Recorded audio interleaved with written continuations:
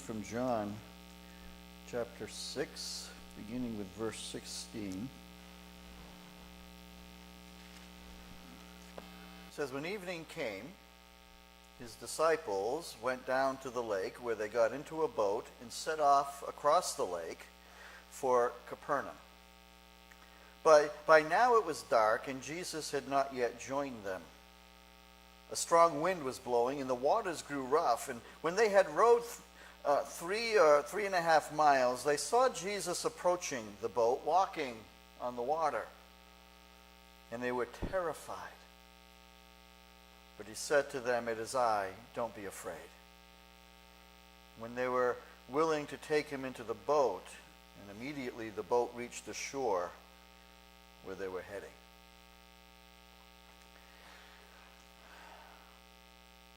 We've been kind of redecorating a little bit, or getting things all ready for discipleship, and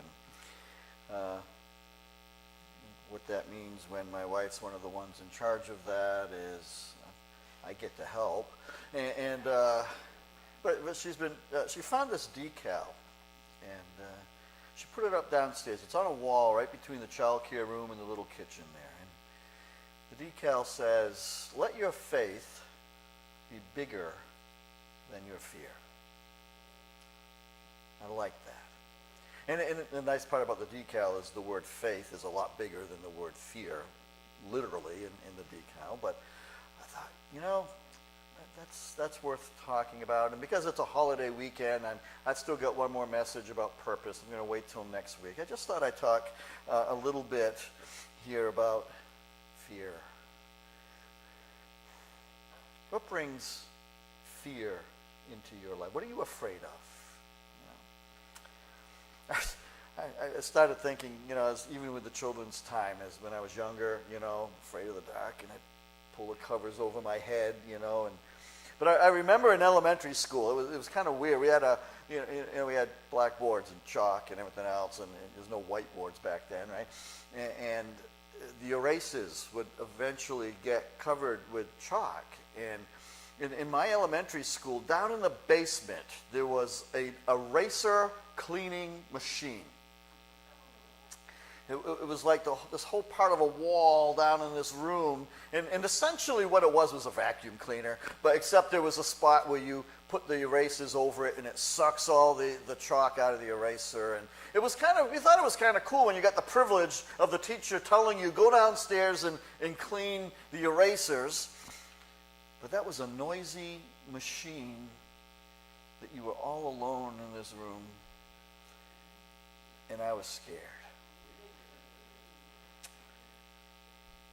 So I walked out into the hall, and I took the erasers, and I started going, poof, poof, poof, poof, poof. The dust is going, because I was afraid that it was so loud. It was I don't even remember what grade I was in, but I was just afraid of doing that. I began to think as a child, what are the things that I was afraid of, The word for fear in the New Testament is phobos, or phobia. That's the word for fear. I have claustrophobia. The phobias that are out there, I got to tell you, I looked at some of the words for different phobias, and I can't tell from the word, what phobia you have, I just remember a movie named Arachnophobia. And I know no one here has that. I have claustrophobia. It doesn't bother me to get on elevators or doing it. It's really much more enclosed spaces. And I was in a movie theater. I was watching a movie where the main character had been buried alive. And I started to sweat. And I almost had to leave the theater. I was beginning to actually have a panic attack watching this movie, because that is like I'm letting you know. So that's my number one nightmare, of something like that. What are you afraid of? Darkness, because for some the boogeyman is very real and frightening. Health, because a lot of people in our society are afraid of getting something, old age. So being part of the baby boomer generation, man, we are at war with getting old. Can I just tell you, financial problems, death. A lot of people are afraid of death. We have a lot of fears in our society. Fear of failure. And so we don't take the risks and never possibly achieve greater things when we have a fear of failure. It immobilizes us, the fear of failure, so we play it safe and comfortable. But sometimes that means we settle for mediocrity, right? But it's less fearful, see? How many here would say that you do not like change? Raise your hand. Come on, be honest here. We're in church. Raise your hand. Okay. I don't believe you. Because the truth is, you love some of the changes that have happened in your lives. Look at two of the most life-changing moments, events that you can have. Okay? First one is your wedding day. So joyful, right? And yet your life will never be the same again. Amen, right? Is this straight? And yet you go, this is one of the biggest changes, now I got to figure out, we got to agree which way does the toilet paper go on the roll, over or under, or put the cap back on the toothpaste. Those were the ones that my wife and I had to deal with, all of these changes that were going on and figuring out now, how do we live together? How do we love together? How do we, it changes everything. I remember getting married, and then we're heading off to our honeymoon that day, and I remember saying to my wife, I could say that, I remember saying to my wife, brand new wife, I don't really feel any different. But deep down, I knew everything had changed, and it was great. Okay? Here's another one. If you're a parent, the day your child was born, is that for most, unless there's something wrong, then it's a very joyous, miraculous. I mean, look at this miracle of life, And yes, there are fears, like they're actually going to let me take him home from the hospital. I have no idea what I'm doing. Those are fears of inadequacy, like they don't come with owner's manuals, that type of thing, But it wasn't a fear of change, and yet everything changed, right? So I challenge you, if you think you don't like change, to actually think about it a bit deeper. When faced with change, ask yourself, what am I afraid of? What am I afraid of? What am I afraid will happen? What am I afraid of losing? That's probably one of the bigger ones in that. What are your fears? Racism that's going on in our country, prejudice, and all these things, they're all born out of fear. And so God tells us in 1 John 4:18, there's no fear in love. For perfect love casts out all fear. If we could just learn to love our neighbor the way God commands us, there'd actually be no prejudice and no racism in our world. What makes you afraid today? How about fear of the unknown? I think it's probably one of the biggest, right? So I want to look at a story. It's in the Gospels about fear. It's told in Matthew, Mark, and John. So 3 of the Gospels tell pretty much the same story. The disciples are out on the Sea of Galilee, and they're headed for home. Right? It's been a rough day. Been a rough night, actually. They've been rowing against a stormy sea for several hours, and it's now about 3 a.m. in the morning. I remember I used to be a lifeguard. I was a lifeguard for about 6 years from high school throughout college. And when I first started, at the beach that one of the beaches that I was lifeguarding at, we had a raft. know what that is? So we had this big wooden structure that we would be putting out in the middle of the waters down on the ocean, and it had a tower that you could jump off and stuff. But that meant as we rotated lifeguard stations every hour, when you got to that spot, you had to be out in a rowboat or rowing around the raft. And there were some days where it was a very windy day. And so you couldn't just kind of row and then wait a while because the waters were a bit calm. For that whole hour, you were rowing against the wind, against the waves, so that you could stay in close proximity to the raft where everybody was jumping and swimming and keeping an eye out there, right? And I got to tell you, so that was like after an hour, you were tired. And that was nothing compared to what these disciples were going through that day. This was a storm. If there was a storm in lifeguarding, the beach would have been closed. Okay? But there was a storm going on, and now we're not talking 1 hour. We're talking a lot of hours, all in the middle of the night. Now, the context of this story, just to understand here, is they're out there, it's in the middle of the night. But that day before, they were with Jesus. That's when Jesus fed the 5,000. He fed them with 5 loaves and 2 fish. And we're told that after that miracle, Jesus, it says in Mark, made his disciples get into a boat and go on ahead of him to Bethsaida while he dismissed the crowd. And after leaving them, he went up to the mountaintop to pray, the mountainside to pray. Okay? That's the context. So they left. And in the middle of the night, here's the storm. Right?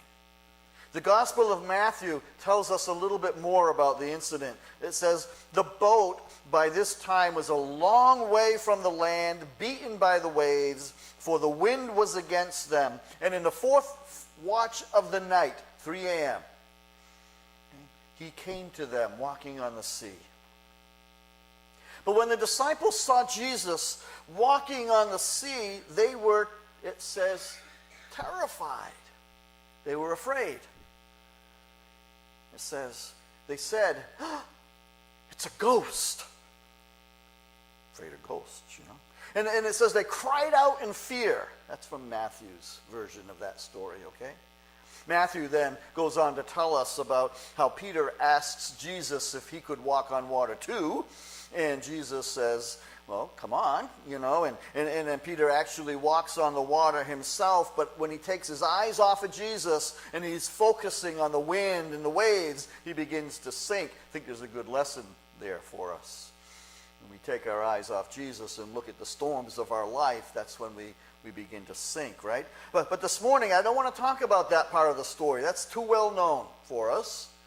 And for some reason, God left Peter's experience out of John's gospel when he tells the story. Because apparently, I think there's something else here that God wants us to see. Something about this idea of fear of the unknown. In fact, that's the one fact that stands out in this story. The disciples were afraid. The Gospels of Mark and Matthew say that when they saw Jesus, they thought they were seeing a ghost. Now, why would they think they were seeing a ghost? Well, people don't walk on water, right? Nobody should be here unless you're in a boat. That's really what's going on here, right? But this person is walking on the water. That's not normal. That's not normal. That's not supposed to happen. It's a miracle. But they're not prepared to see a miracle. Lots of folks aren't prepared to see miracles. So 10 years ago or so, a physicist, Templeton Prize winner, his name's Paul Davies, found in the laws of nature tentative evidence for design. That means apparently he found evidence for an intelligent designer in creation, okay? God. But then he said, as a physicist, I feel very uncomfortable with a God who intervenes in human affairs. You hear that? Finding the evidence, but I'm very uncomfortable with this. with a God that intervenes with human infinity. What's he saying? He's saying, I'm not prepared to see miracles. Why? Because he rejects the idea that a supernatural power that would have the power to change the laws of nature, the laws that he's comfortable with. So he's uncomfortable with that thought, that idea. Of course, he's not the only one that's ever rejected the idea of God intervening. Do you know that Thomas Jefferson, he believed in God, but he was so offended by the idea that God could or would intervene in the course of human history that he put together his own Bible. It's called the Thomas Jefferson Bible. Go figure. And what he did is he literally cut and paste. Now, I'm not talking Control-C and Control-V. Okay, there was no computers back then of cutting and pasting. I mean literal razor blade and Elmer's glue, or glue, right? Where he was cutting out passages in the Bible and then pasting them into another book, and that was the Thomas Jefferson Bible. So he was picking and choosing, cutting and pasting, all right? And this is what it is. He literally cut and pasted numerous sections of the New Testament, right? But what he did is he excluded all the miracles and most mention of anything supernatural, including the sections of the Gospels that told the story of the resurrection. Why would he do that? Because folks ought not to be walking on water. Or feed 5,000 people with just a little bit of food. Or heal the lame and the blind and the leprous with a single touch. And they definitely don't come back from the dead. It's not natural. Now, I can understand that thinking from agnostics or atheists. Those folks don't buy into God anyway, right? But these are Jesus' disciples in the boat that we're talking about. They've seen him do miracles. Why would this be a problem that they saw him walking on water? Well, first, they'd never seen him do that before, right? And secondly, because of the nature of miracles, they're not normal. I've seen God do what I believe is plenty of supernatural things, right? We've seen God heal people that should have died. We've seen God supply money where no one thought the money would come. We've seen God intercede in our lives time and time and time again. And you think after a while we'd get used to that, right? But even after seeing all of God's power time and time again, every time I see it happen, I am still amazed at what God does. Miracles amaze us because they're not normal. Someone once said, if they were happening every day, they wouldn't be called miracles, they'd be called regulars. So I'm not troubled by the disciples struggling with this miracle. They weren't rejecting the idea that Jesus could do miracles. They just weren't ready for this one, I think, you know. And part of the reason I think the disciples didn't recognize this event as a miracle is because it also alludes to the fact that they didn't recognize Jesus. Doesn't say they thought it was the ghost of Jesus, by the way. It was just that they thought they were seeing a ghost. And we can give a number of reasons why they didn't maybe recognize Jesus right off, but maybe it was just as simple as being out of context. You ever been to the mall or someplace and you meet somebody and you know them, but you just can't figure out where you know them from? But because the mall is that setting's out of context. Maybe they're wearing jeans and a t-shirt, but you always see them at work in a suit. And something's off, right? They're not where you're used to seeing them. So you have to figure out, I know them, but I just can't place where, right? The disciples weren't looking for Jesus. As far as they knew, he's still back on the shore. They're not expecting him to show up at this moment. Jesus had actually, it says, made them get into the boat. And he probably said something like, all right, you guys go on ahead. You go home. I'll catch up with you later. Now, why would Jesus do that? Well, the most obvious reason states right there in the text, because Jesus needed some alone time to go pray. He's exhausted. If you read the whole context there, he is exhausted. And so he just needs some alone time to pray.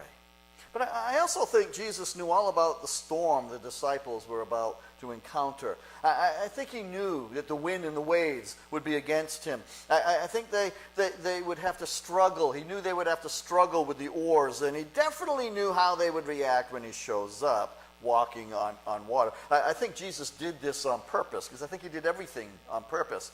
And I think he intended to teach them a lesson on fear. Most people that write about this passage believe that the disciples were afraid of a storm. But there's nothing in the text actually to suggest that. Yeah, the disciples had been out at the sea rowing hard for hours. Yes, the water was rough and the winds were harsh, and it was 3 in the morning. But that doesn't seem to bother them. These are the things they know. These are the things they're familiar with. They're not afraid of the sea. So what is it that they're afraid of? They're afraid of the unknown. They didn't think that they were seeing Jesus on the sea. They thought they were seeing a ghost. Fear is a response to the unknown. People get afraid of all kinds of things: financial difficulties, unemployment, sickness, death. You could go on for quite a while with the list. But almost without exception, the one thing I think we get most afraid of is something that hasn't happened yet. And that fear of the unknown robs them of their life and their joy. Max Lucado says, fear herds us into a prison and slams the doors. Fear of the unknown traps us in despair. And that's the situation Jesus placed his disciples in.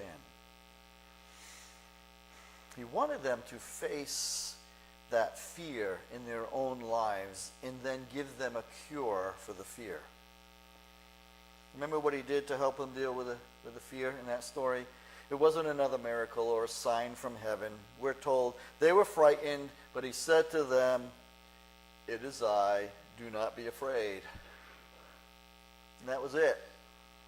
A few simple words removed their fear. Someone once said that in Scripture we're told, do not fear, fear not, don't be afraid, that it says that about 365 times. That's once for every day of the year we're told not to be afraid. Except that they're wrong. That doesn't really say that about 365 times. It's more like 150 times. I guess the question is, how many times do we have to hear it to believe it, though, right? It's a hefty number of times in the Scriptures. And here Jesus is saying, guys, it's me. Don't be afraid. Another way of saying it is, I'm here. It's okay. I got it under control. And the reason it worked is because they believed him. Right? They took Jesus at his word. You know what we call that? Faith. When in the midst of a storm and we believe the promises of God, that's faith. The disciples let their faith be bigger than their fear at that moment. It's kind of like the time Joshua is up against Jericho in the Old Testament. God says to him, "Have I not commanded you? Be strong and courageous. Do not be afraid. Do not be discouraged, for the Lord your God will be with you wherever you go." Oh, okay. And that's our promise as well. God has promised, I will never leave you. I will never forsake you. That's the Jesus we believe in. The Jesus who can heal the sick and raise the dead and feed the thousands with a little bit of nothing. The Jesus who can walk on water, but more than that, he's the Jesus that not only has such great power, but he has such great love for us that we don't need to be afraid. It's a little wonder that after Jesus stepped into the boat with his disciples, Matthew tells us those in the boat worshiped him, saying, "Truly you are the Son of God." Once they recognized Jesus, it changed their fear into joy, but first they had to trust what Jesus told them. They had to exercise faith that was bigger and stronger than their fears. There's a pastor named Doug Goins told of a woman he went to see. It was in Seattle, Washington. Her name was Helen Hayworth Lemmel. She was in her 90s. She'd been born and raised in wealth in England. She was a well-known songwriter. As a matter of fact, Mrs. Lemmel probably wrote 70 to 80 Christian hymns and gospel songs that were popular from the 1920s to the early 1950s. She married into nobility. Her husband was a lord. But she was stricken with blindness as a very young woman, and her husband divorced her because he didn't want to be married to a blind woman. So eventually she ended up in Seattle, Washington, destitute, living in a tiny room in a home where the rent was paid by the county. Pastor said every time we would visit her, or she would come to our home, we'd ask her how she was doing, and she would always say, "I'm fine in the things that matter." One final thing about Helen. In her room, there was this little plastic organ on the table. It was like a child's chord organ. She would play that and cry and sing. But she had this vision. She had this vision of getting to heaven and having this mighty, thundering pipe organ. So she didn't see this little plastic organ as a disadvantage.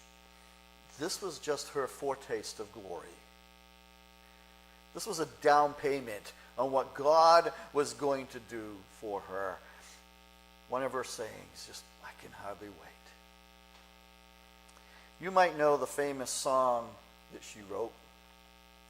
It goes like this. "O soul, are you weary and troubled? No light in the darkness I see. There's light for a look at the Savior, and life more abundant and free. Turn your eyes upon Jesus. Look full in his wonderful face, and the things of earth will grow strangely dim in the light and the glory of his glory and grace." Pay special attention to that chorus, the irony. Because here were the words of a woman struck with blindness. Turn your eyes upon Jesus. Look full in his wonderful face, and the things of earth will grow strangely. The things of this earth, the things that frighten you, the things that worry you, the things that make you anxious, the things of this earth will grow strangely dim in the light and the glory of his glory and grace. See, it's when we turn our eyes upon Jesus that we realize the promise of his presence. Do you believe that? What are you afraid of today? Trust Jesus. Trust his promise to always be with you. Have faith in the promises of God. Let your faith be bigger than your fear. What I want us to do is stand and sing that hymn together. And while we're singing, I'm going to just ask those that are serving communion to come down and sit in the front. But let's stand and sing, "Turn Your Eyes Upon Jesus." If you want to